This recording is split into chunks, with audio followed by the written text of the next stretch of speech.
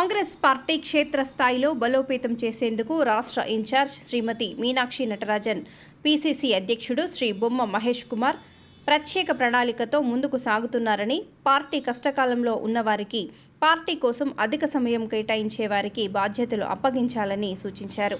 గ్రామ స్థాయి నుంచి జిల్లా స్థాయి వరకు కార్యకర్తల ఆమోదం తప్పనిసరి అని చెప్పారు. అన్ని సామాజిక వర్గాలలోనూ సమానత్వం చేస్తూ నూతన కమిటీలను ఏర్పాటు చేయాలని అన్నారు.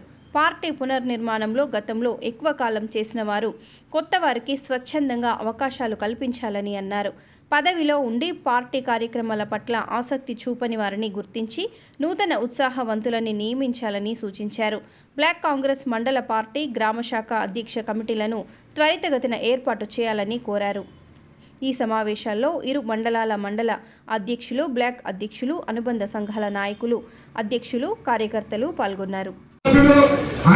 జిల్లా కాంగ్రెస్ పార్టీ అధ్యక్షులైనటువంటి నాగేందర్ రెడ్డి గారికి భీమగర్పల్లి కాంగ్రెస్ పార్టీ పక్షాన ఘనమైనటువంటి స్వాగతం పలుతూ అందరినీ చప్పట్లతో ఆహ్వానించాల్సిందిగా కోరుతా ఉన్నాం.